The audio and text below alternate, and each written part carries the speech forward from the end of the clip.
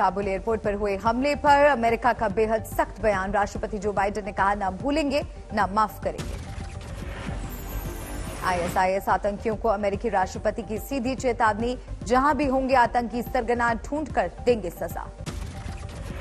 We will not forgive. We will not forget. We will hunt you down and make you pay. अमेरिकी राष्ट्रपति Biden का ऐलान, अपनी तय की हुई जगह और वक्त पर देंगे जवाब। अमेरिकी कमांडरों को दिए आईएसआईएस के ठिकानों पर हमले के निर्देश। काबुल एयरपोर्ट धमाके में 13 अमेरिकी सैनिकों समेत कुल 73 लोगों की मौत। अफगानिस्तान में अमेरिकी फौज पर पिछले 20 सालों में हुए सबसे बड़े हमलों में से एक है काबुल धमाका। पिछले 18 महीनों में नहीं हुई थी किसी अमेरिकी सैनिक की मौत।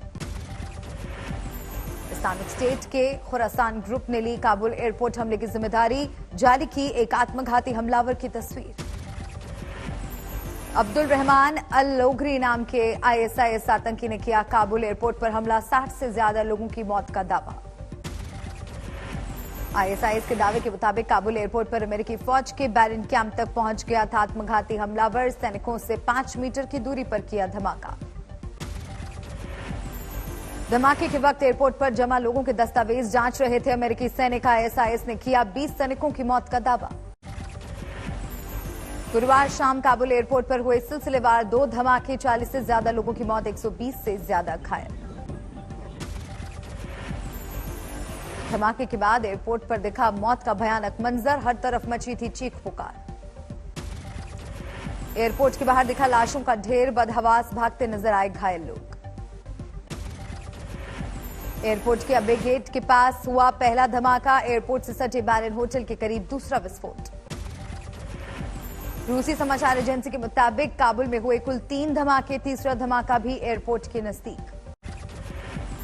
काबुल हमले में मारे गए अमेरिकी सैनिकों को बाइडेन ने बताया देश के हीरो, कहा शहीदों के परिवारों के प्रति हमारी जिम्मेदारी। बाइडेन ने कहा दूसरों को बचाने के लिए अमेरिकी फौज ने दिया बलिदान, पता था कि अफगानिस्तान का मिशन है बेहद खतरनाक। अमेरिकी राष्ट्रपति के मुताबिक खुफिया एजेंसियों ने दिया था हमले का अलर्ट, लेकिन मिशन जारी रखना था जरूरी। तालिबान ने धमाकों में हाथ होने से किया इनकार, कहा अमेरिका को बताया था आईएसआईएस कर सकता है हमला। हमले के बाद अमेरिका ने दी अपने नागरिकों को काबुल एयरपोर्ट से दूर रहने की हिदायत। बाइडेन ने कहा जारी रहेगा लोगों को निकालने का अभियान। तालिबान ने की काबुल धमाके की निंदा। प्रवक्ता जबीलुल्लाह मुजाहिद का बयान, अफगानिस्तान का नहीं होने देंगे आतंकी इस्तेमाल।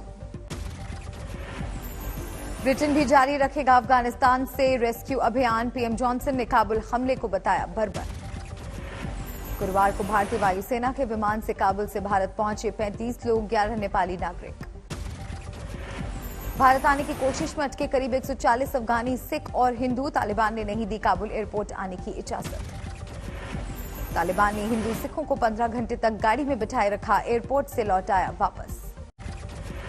अफगानिस्तान मुद्दे को लेकर सर्वदलीय बैठक में विदेश मंत्री ने दी हालात की जानकारी, बोले फंसे भारतीयों को वापस लाना पहली प्राथमिकता।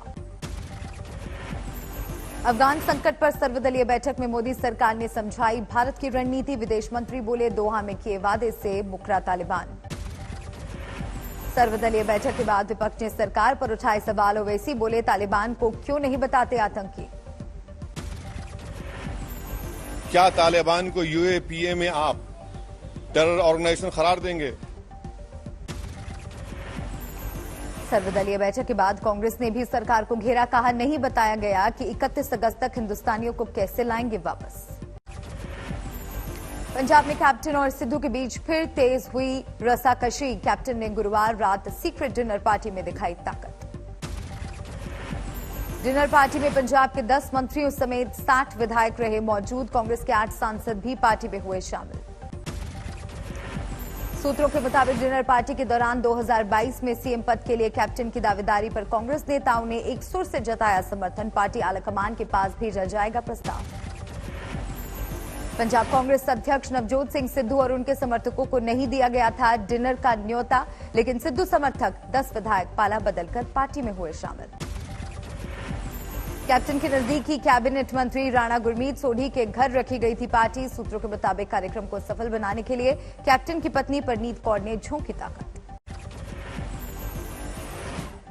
इससे पहले सिद्धू का लग चुका है दिल्ली से झटका। सूत्रों के मुताबिक आलाकमान ने कैप्टन को हटाने की कोशिशों पर लगाई फटकार।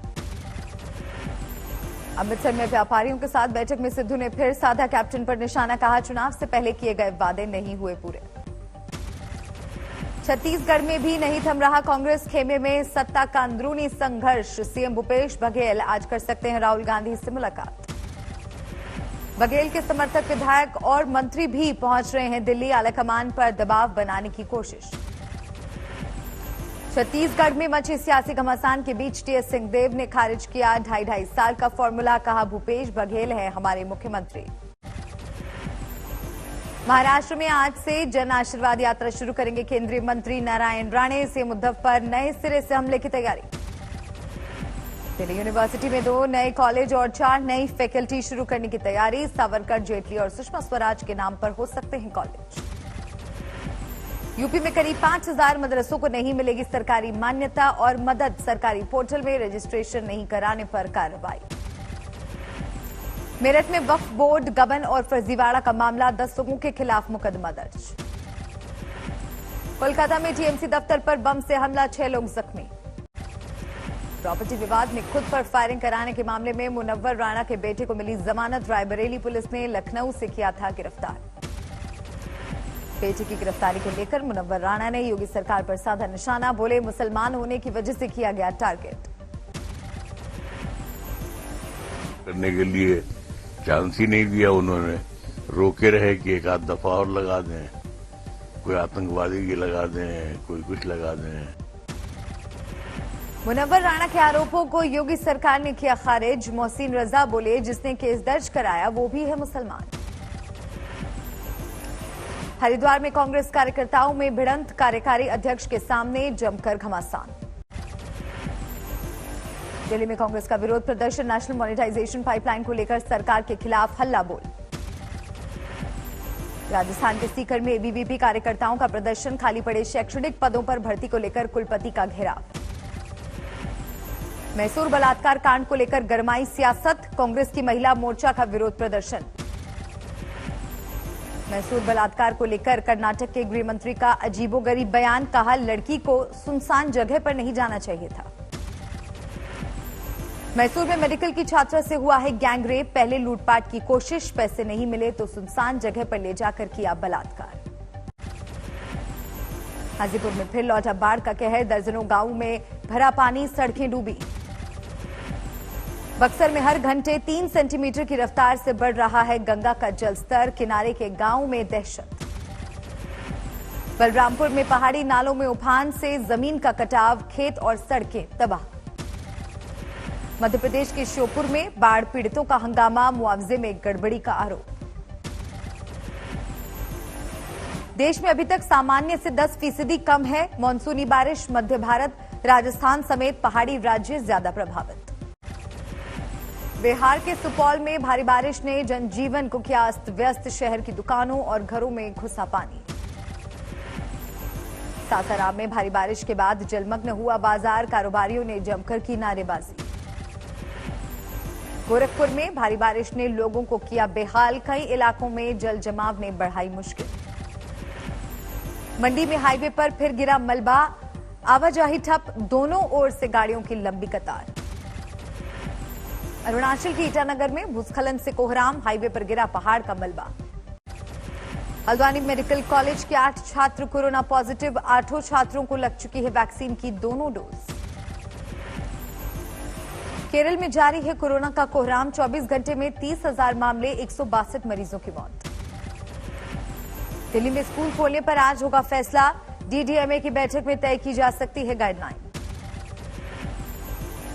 मुंबई के बोर्डिंग स्कूल के 15 बच्चों में कोरोना का संक्रमण। बीएमसी ने लगाया ताला।